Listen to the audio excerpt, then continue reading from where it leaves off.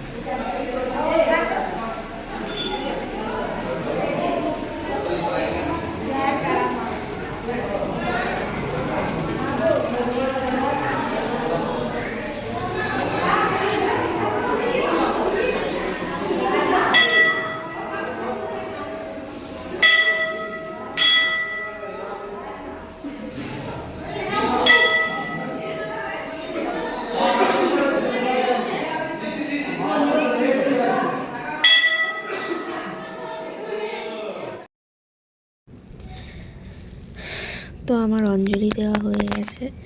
আর এখানে তো দেখতেই পাচ্ছ 4টে ব্রাহ্মণে পুজো করছে, কারণ এত লোক একসাথে একটা ব্রাহ্মণে পারবে না, ওই জন্য। আর মানে এত লোক তোমাদেরকে আমি বাইরেটা দেখাতে পাচ্ছি না, বাইরেও অনেক ভিড়, লাইন পড়েছিল।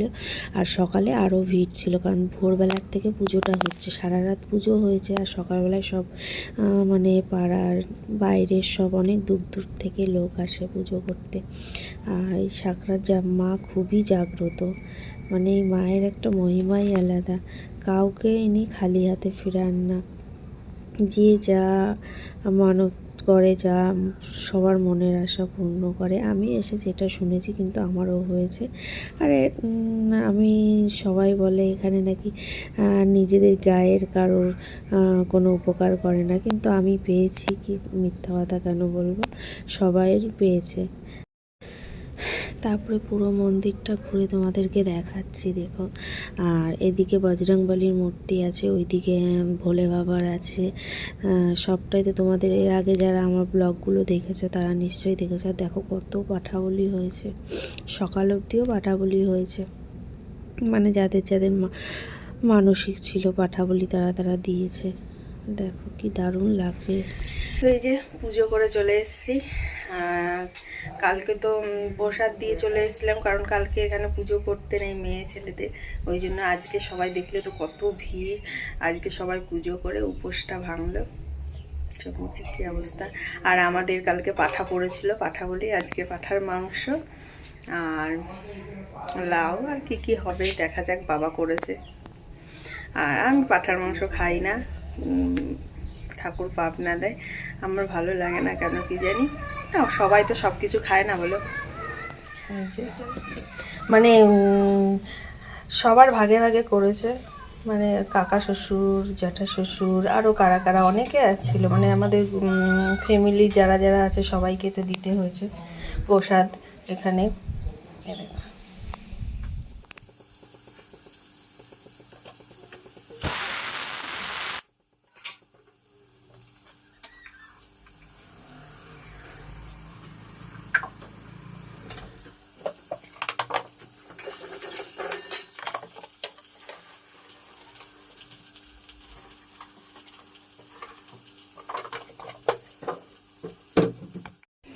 এই যে পাঠার মাংসটা হচ্ছে এখানে কষিয়ে দিয়েছি, আর আমি তো খাই না, ওই জন্য এই যে তোমাদের দাদাভাই আমার জন্য নিয়ে এসেছে খাসির মাংস, এটা করব।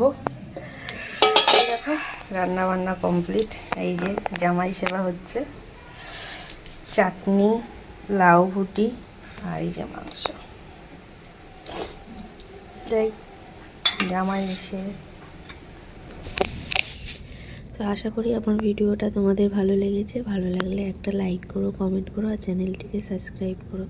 আজকের মতো আমার ভিডিওটা এখানেই শেষ করছি।